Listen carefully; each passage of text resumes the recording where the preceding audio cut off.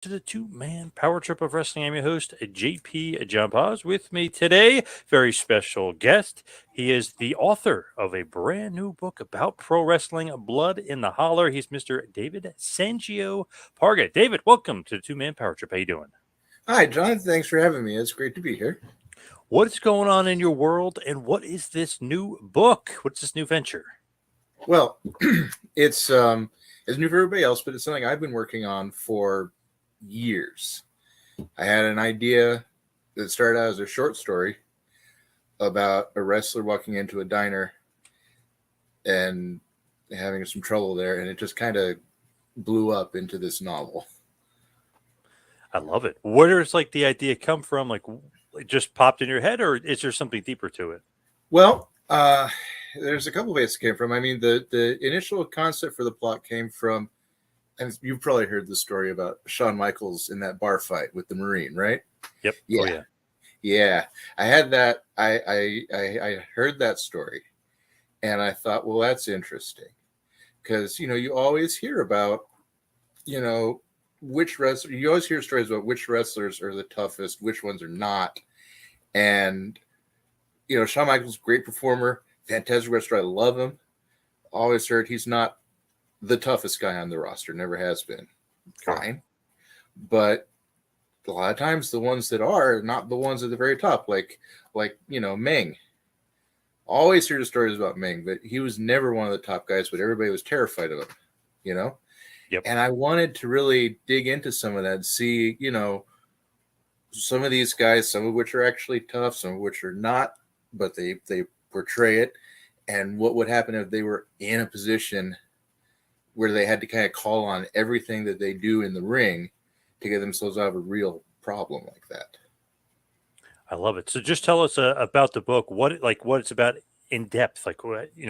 Why would everybody love this book? Because it's a pretty damn cool idea. Oh, well, thank you. Yeah, I think that there's a lot of appeals to it for a lot of different types of people. There's not a lot of books. Actually, I don't think there's really any fiction books about wrestling. There's tons of memoirs out there. Mick Foley, Chris Jericho, all kinds of people have written tons of memoirs. But as far as actual novels, fictional stories where wrestlers are the main characters, I looked. I'm going to find any except Tatum Brown that Mick Foley wrote years and years ago, which is Right. good, Yep. but that's about the only one. And that's only like kind of a side thing. It's not like the main character was a wrestler. His dad was the wrestler. So you never had this. And I thought, well, people that enjoy wrestling, they they get crapped on a lot because everybody says, "Oh, wrestlers, people who like wrestling, they don't read, they don't do this or that, they're not highly educated." So like that. That's crap. I know it's crap. You know it's crap, but the general public doesn't think that. So I thought I need a book that's going to show people that wrestling is just the same as everything else. You can write a book. Stephen King can write a book about a baseball player or baseball fan. You can write a book about wrestling and have it be at the same tier, same level, Yep. no difference. And it was really important to me to get that idea across. You know? So what is the book about though? Like as you dig deeper into it, I know this is pretty cool because it's such a unique idea. Yeah, it's about these five wrestlers who are traveling. Yeah, they're in a it's a made up territory, but it's the general idea. It's a Midwest American wrestling back in 1997, right around the time the territories are really starting to shrink. WWE's gobbling them all up. Everything's going to kind of go kaput. And these guys kind of know it. These five people, they're traveling from Nashville to, I'm traveling from Nashville to Richmond for a big show, one of the biggest shows they're ever going to have. And they, along the way, take a detour, stop off at a diner out in the middle of nowhere in West Virginia, and crap luck for them, they walk into a diner with a couple of guys that are criminals, and one thing leads to another, one wrong word, and things get violent. And then they don't show up for the show. And when they don't show up the next day, the promoter is irate because he's losing half of his main event. his, champion's not there, or the challenger actually not there. And he tells the champ, who's a former Marine and former Georgia State Patrol officer, he says, look, I don't know what happened to these guys. You've got connections with the cops. You know what you're doing. Do me a favor. We've got a day before the show. Backtrack. Find where they went. Find what happened to them. I'm worried they got into some kind of drunken bar fight or a car crash or something. And I need you to go and get them out of it and bring them here, or the show is going to tank. So our guy, Rick Lamar, he goes to go find them. And so you've got kind of like a two-tier story. You've got the people who are being held captive out on the farm where these criminals are, trying to figure out how they're going to survive while the criminals try to figure out what they're going to do to get rid of these people. And on the other end of it, you've got the Rick Lamar, the champion, trying to figure out what happened to them and kind of retracing their steps and doing a little bit of criminal investigation to see where they might have ended up. So Very, very interesting. Almost sounds like it'd be cool if you made it into like a TV show as well. You know what I mean? There's so many layers to it. well, that's what I've been told, and my publisher is shopping it around. Although right now with the strike going on, probably happens they buy it and then sit on it until something happens. But I would love to see it become a film or a show or something like that. That would be a dream come true. I'd be so excited. That would be really cool. Are some of the wrestlers based on wrestlers of past? Sort of. It's interesting because when I was in high school, this goes way, way back to high school, my very best friend and I were huge wrestling fans. And we started up a kind of a satire wrestling league. And we called it DAM with an exclamation point, Championship Wrestling. And the idea of it was kind of like a satire of what was going on in the Attitude Era, Monday Night Wars type stuff. And we would type up these basically screenplays of different episodes. And we put them on a website, GeoCities at the time. Right, yeah. And actually, we started to get fans at our school, people that would read it and people that were interested in it. And of these characters that we created, we had a whole roster of about 40 characters. They all had their own entrance music. They all had their own move sets and everything. And we've just kind of hung on to them for 25 years now. And so what I did was when I had the idea for the book, I was like, well, what are we going to do with these characters? And so I took the people we created, I took some of them, I put them in there. Now, there are some amalgamations there. Like our main character, the main guy, is a wrestler named Gigolo. and he's kind of a mixture. When I created him, he was kind of a mixture of Shawn Michaels and Steve Austin. Like, what if you just smashed them together? What would you get? With a little bit of Val Venis sprinkled in. And so he was the first main guy. And now, once you plug him into this novel, the archetype of who they are changes. Like Gigolo in the book now, he's no longer just what we dreamed him up as in high school. Now he's a full-fledged character. He's got a wife. He's got a kid. He's got issues he's dealing with. Like, oh, he's getting old now. And this is as far as he's going to make it. He's never going to make it to WWE. He's never going to be even on the card at WrestleMania, let alone the main event. And he's kind of struggling with what does that mean for him? Did he waste his career? Should he spend more time with his family? Which are things, of course, that I never thought up when I was in high school. Right, of course. That's deep, yeah. Yeah. So everything's changed and evolved since then.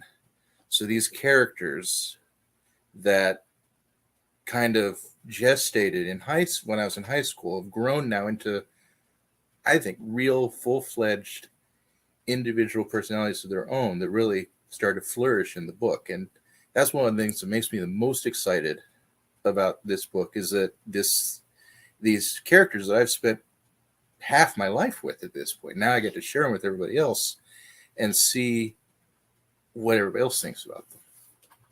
They've been percolating. They've been out there. I mean, that's great. Yes. Yeah. When you look at it, like, what's the experience like? Because obviously, like you said, you're a fan, and obviously you kind of knew the characters or where you wanted to go with some of the characters before. But what's the experience writing the book like from beginning to end? frustrating, easy, hard? Like, what's that experience like? Well, it started out, like I said, it's just a short story. It's the idea of I started working on it when I was um, after I gotten out of college, but before I went into grad school, and I was working on this short story, and I needed something to send in for my applications for the creative writing program, and this is all I had, and I'd been warned by my professors beforehand. I was like, they're not gonna take this seriously. They're gonna look down their noses at it. They're gonna think this is just silly. This is wrestling. Nobody's gonna care. But I was like, screw it. I'm doing it. I've got this short story. I'm gonna send it in, and I did, and I got in. Vindication, great. Wow, nice. Yeah. And then it just I kept playing with it, and it kind of grew. And eventually it went on. I used it as a basis for a screenwriting class I did for the program. It became my thesis novel, and then after that I started shopping it around, and it's just blown up. I am honestly a little shocked at how quickly it's kind of blown up. I'm thrilled, but I'm like, I was not expecting it to go this far this quickly. So, like reviews and everything's been good and positive so far of the people that I've have read it. gotten good reviews so far. There was one person who, when they read it, they said, interesting story, but too violent and Oh, too much wrestling lingo. And I was like, well, I not can't for me. disagree. Those are my It's two. violent. I can't disagree. It's violent. Those are my two loves there. Yeah. Yeah. And I was like, well, you hit the nail on the head. So yes, it's violent and it's cut wrestling. Congrats. That's what I don't know. To me, that's what I would want. I mean, those are Yeah. like the bread and butter, if you will, for me. Yes. Now it has gotten some good reviews. Literary Titan gave it 5 stars. They gave me an award for it. Oh, awesome. Well, what award was it? The Literary Titan, the website, they hand out awards for books that they've reviewed, and I was just a couple of days ago was notified that they were awarding me their gold star for the Awesome. book. So I was like, Nice. hey, great, thank you. I really appreciate that. Thank you. You Warms must have my done heart. something right. Yeah. Yeah. That's So awesome, though. Congratulations. Yeah. Nice. When you look at it, like just even going all the way back, I know you're a longtime fan. Like, when did you actually become a wrestling fan? When did you get into it? well, the my very earliest memory was watching WrestleMania 6 with my friend, and we were just going nuts. I was cheering for Ultimate Warrior, he was cheering for Hulk Hogan, and we were just going nuts over who's going to win, and it was great. That was my earliest memory, and I didn't have cable, so I always had to watch it at my friend's house. But I remember certain events that really stuck out in my mind: the Warrior Hogan match, Yep. the uh, the wedding reception with Miss Elizabeth and Randy Savage with the Cobra. That stuck out in my head more than Great. anything. Great. That and Undertaker putting people in body bags. I loved that stuff. I was like, I found it just so fascinating.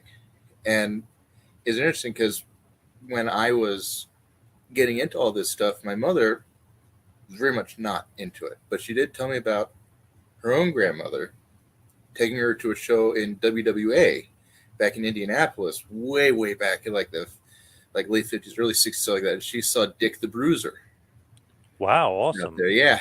And my mom was talking about how her grandmother, and this is like I said, just a small town Indiana girl, starts getting all crazy and swearing up and down at the guy that Dick the Bruiser's fighting. So my mother says she got so upset. She's like, Grandma, I had never heard you use such language. And she waves her hand at my mom and she says, oh, it's just for fun. Just get into it. And Nice. that's that kind of cemented how I felt about it. Everything about it is just so much fun if you just let yourself go with it. Get into it. Enjoy Totally it. agree. Yeah. Totally agree. And it's interesting. I remember my wife's boss was talking to me. This was a while back, and he was saying like, "Oh, my grandmother used to take me to Madison Square Garden. She was obsessed with wrestling. I mean, the guy's a few years older than me. I mean, he's in his late 40s, but it's funny to think like, he's watching Bruno Sammartino and stuff, but it wasn't his father or his grandfather. He said it was his grandmother that loved wrestling. So that's so funny. And I remember I had a professor. God, this is way back. He said he wrote a thesis paper on like old school women wrestling fans and why they're obsessed and like their level of fandom. Like I was like, man, that is intense. But that's so true. Like the older women of a certain generation just loved wrestling, whether to get into it or not, but they loved it. Yeah, I know, and that was also one of the things that I kind of wanted to touch on in my book. There is one female wrestler in it, and she's very much not of the mold of the typical women you see wrestling at that time. She's called Goth Girl, and she's more like a Paige or Rhea Ripley, Hmm. which you might see now. But back then, it was more like a Luna Vachon type. But in the '90s, people like Luna Vachon or Nicole Bass and stuff like that, they could be big, intimidating, brawny people, but they weren't treated as like desirable or even somebody the camera should focus on. They always was focused on Sable and stuff like that. Yep. And there's a whole thing about Goth Girl wondering if she's just wasting her time because her moniker is the Hardcore Queen.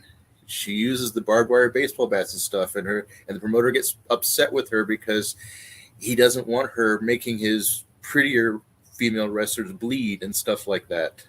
It opens with them doing a pudding match, and she tries to get a chair to use, and he gets really upset. He's like, "You use that chair, I'm going to dock your pay. Put it away." And I liked focusing on the idea of like this, where women were at that point and how they dealt with it. She's struggling at the time with, should I go to Japan? Should I go to Mexico? Or do I want to stay in America? And those are the sort of things she's dealing with when all this crap hits the fan. So I did want to touch on that with women, the role that women have in wrestling and how, they dealt with some of those aspects of it back then. Oh, absolutely, for sure. With you going back to your first memory, well, Warrior fan, what is going on? Warrior over Hogan? I can't believe it. I like Hogan in general, in concept. I just was never a huge Hulk Hogan fan. Oh I wow. liked all the other people around him. I loved Jake the Snake. I loved Undertaker. I was thrilled when Undertaker beat Hogan for the title and all this sort of stuff. I was excited about that stuff. Nothing to take away from Hogan. He's great. But I liked him better as a heel anyway. I just, and obviously at the time I was too young to really understand Warrior's limitations. But at the time, it was new, it was exciting, and I was ready for something new to happen there. Yeah. Okay. All right. I know there's obviously was a lot of Warrior fans out there, but I'm always loving to joke around because I'm a huge Hogan guy. So I always love to joke around about how like should Warrior have beaten him? Damn it! I mean, it's a great moment, obviously, and it was a great match. But I always like, damn it, should Warrior have beaten Hogan? I was at the time when I was a kid very upset. I know that. Yeah, I know you were probably excited though. You probably were loving it. I thought it was cool. I thought it was really cool. But then I wish that Andre the Giant had actually gotten to cleanly beat Hogan and stuff like that. I think Andre was probably my very first love in terms of wrestling. Fell in love with the concept of Andre the Giant. Loved him, and loved the big guys from then on too. I really like Big Show. I really I like Omos. I think he has a lot of potential. I enjoy watching what he does. I've always liked the big guys. Even Andre as a heel, you liked him, huh? Yeah, well, he did great work as a heel, and not just in wrestling, but in general, I always have felt myself kind of attracted to the villains because I think they can do more than the faces are allowed to do. Your heels can be more creative. They can be more funny. I always thought Rock was more entertaining as a heel than as a Yeah, face. definitely. And John Cena's best stuff was when he was a heel, doing his thugonomics stuff and all that sort of stuff. And it's stuff that they kind of don't let you get away with as a face because you can't be too much of a jerk.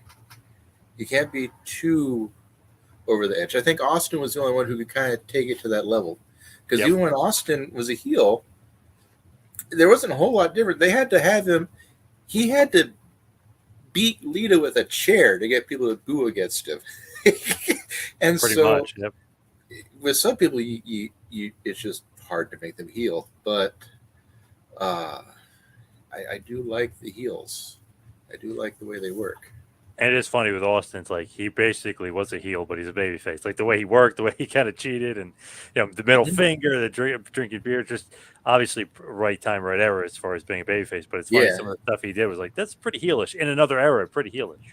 Yes. Pretty heelish, but and it is interesting. And that's one of the other things I kind of touch on in my book when I think about it, because Austin got his big thing with his whole Austin 316 speech, and that came from Jake the Snake. Another one of my favorites. Love Jake the Snake. Um, and at the time, they're portraying him as like he's this washed up guy. That was the King of the Ring story for him that time. Washed up guy. Yep. He's getting older, can't do it the way he used to anymore. Just wants one last chance. And here comes that dastardly Austin, going to snatch that chance away from him. And it's kind of funny because he's like, at the time, Jake the Snake was the same age as AJ Styles, Damian Priest, LA Knight. They're all that age now. Yep. Brian Danielson, they're all in their 40s, just like Jake the Snake was, but it's different now than it was then. And that's kind of something I wanted to touch on. These guys were getting older, but they're not. If it was today, they wouldn't be older. They would just kind of be like in the middle of their career, not coming towards the end of it. Yep. And so that's kind of something I wanted to touch on too. The way that we look at them has changed. Definitely. Do you watch a lot of current wrestling? I try to. I've got 4 kids. Some of them, the youngest one is 9, so I've got to be careful about it. I was watching SummerSlam with my son when the main event was Lesnar versus Orton, and I was so excited for that. I've been wanting to see those two go at each other for years. And I was telling my son, like, this is going to be great. These two are great. You're going to have a lot of fun with it. And then it ends with Brock Lesnar basically mauling Randy Orton and elbowing his head open. And my wife was like, what the hell are you doing? Where are you letting him watch? I was like, it's Right, PG. yeah, It's supposed to be PG. I'm sorry. So I had to be careful. AEW, right out. Can I have AEW on while the kids are there? Yeah. So Too much blood and guts. yeah, so I got to be careful. I catch some matches on my phone when I can and stuff like that. I read up on it and read the trades to see what's going on and everything. And once the kids are a little older, then I can be a little bit more liberal with when I have it on and stuff. But I do try to keep up with it as much as I can. Yeah. When you look at it, do you like it as much as you used to like it? Or it's almost one of the things where it's wrestling, you watch it because you used to watch it. One of those type deals. I think there are things I like about it. There are certain wrestlers I like that I enjoy that I would watch just for them. LA Knight is becoming one of them. Love LA Knight. Love what he's doing. Love John Moxley. I was really sorry to see Bray Wyatt go. I don't know what's going on with him. I know he's ill right now. Yeah. But he's out. I like him. I like Braun Strowman. Really enjoying Gunther. Some of the storylines, they're not as appealing to me. I mean, I know that everybody thinks that the Bloodline story is great, and it is. I just think it's starting to lose steam now. I'm ready for them to move on and do something else with it. But I think in general, some of it's good, some of it's not. I wish they would find more stuff to do with some of the lower tier guys, and that's for both AEW and WWE. I feel like sometimes they've got so many people, they don't know what to do with them all. And they don't have enough stuff for everybody to do. And everybody complains about Vince Russo, and he had some weird ideas, but he was right. That when he was there, everybody was doing something. When they put SmackDown on, and that was when I first got to watch again, because I didn't have cable, so when they put SmackDown on UPN, I was thrilled. I was like, finally, I can watch something live instead of going to my friend's house to watch the Raw that he taped the previous night, and I could watch it live. I could watch it live, or Yep. live because it was pre-recorded. And the first one I saw, everybody was doing something. Big Boss Man feuding with Al Snow over his dog. You could say it was a silly storyline, but they were doing something, and it led to matches. Everybody was doing something. The tag teams were all doing something. Edge and Christian feuding with the Hardy Boys over who got to have Terry as a manager. Okay, sure. It's something. It's better than like what Street Profits are doing right now, which is next to nothing. So It's true. Yeah. That's kind of what I wish we would see is more stuff like that. Not everybody has to be fighting over a belt. Just give them something to do. Even like 5 or 6 minutes backstage or something. I wish they would do something like that. But no, it is what it is. Vince Russo fan, huh? Not really. Some people work best when they have. It's like I'm a Star Trek fan. I love Star Trek, but Gene Roddenberry, the guy who created Star Trek, needed somebody looking over his shoulder sometimes because he has some weird ideas. Same thing with Vince Russo. Needs somebody looking over his shoulder because he gets some weird ideas. Anything on a pole? No, please stop. Hey, you need Vince McMahon making sure. Maybe not anymore. Suffered succotash. Jeez. Yeah, I think the business may have passed him by a little bit, maybe. Yeah, for sure. But as we hit the wind down here, we head towards the finish. Give us a big push for the book and why everybody would enjoy it. Wrestling fans and non-wrestling fans alike. Okay, well, non-wrestling fans. I mean, wrestling fans will love it. I think because it is very steeped in wrestling lore. When my publisher picked it up from Penguin, she's a big wrestling fan, and she was thrilled to get it because she's a wrestling fan, and she loved all the references and the history that's steeped in, and that made me happy because that's what I was going for. But for a non-wrestling fan, if you like something that's energetic and suspenseful, if you were like I pitched it as Texas Chainsaw Massacre crossed with WrestleMania. That's how I always pitched it. And basically, yeah, if you like that sort of stuff, if you enjoy gritty grindhouse type thrillers, then yeah, this will be right up your alley. It is, from what people have told me who've read it, so I'm not just tooting my own horn, gripping, violent, pulse pounding. So yeah. I love it. Good stuff. Unique story, different story. Obviously, I'm a huge wrestling fan, so I love that stuff. But also, like I said before, it almost comes off almost like a TV show type because there's a lot of layers to it, and even deeper. I mean, you can kind of dig even deeper, other than just what are these guys going to do? Then it's almost like, what is the champion going to do to get him back? He's like the old outlaw trying to, the old marshal in town trying to, save the day, if you will. Yeah, exactly.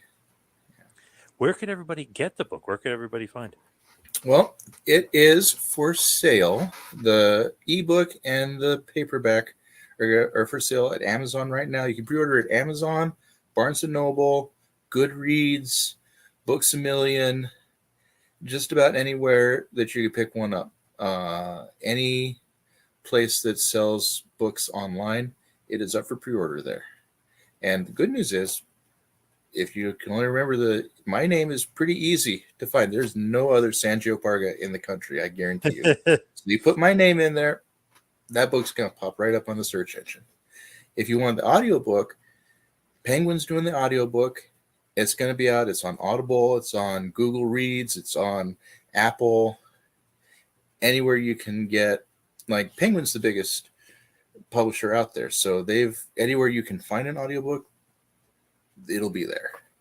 So, and that's up for pre-order as well. It is actually, if you get the Audible subscription service right now, it is one of the books they're offering for free if you get the Audible subscription. So you can do that too. I use the Audible subscription. You get a free book every month for it. And I love it. So. Well worth it, right? Free book a month. Definitely well worth it. Mm-hmm. But of course, David, thank you for all the time. Got to say one more time. It is Blood in the Holler, brand new pro wrestling book, a bit of a thriller, and Mhm. obviously there may be a bit of a killer involved too, maybe a couple. Oh, So yeah. good stuff. And like I love the way you said it. There's some violence and there's some wrestling. So that Yes, combination alone will do it for me. I love that. exactly. Well, thank you, John. Thank Appreciate you it. for watching the Hannibal TV. Please like this video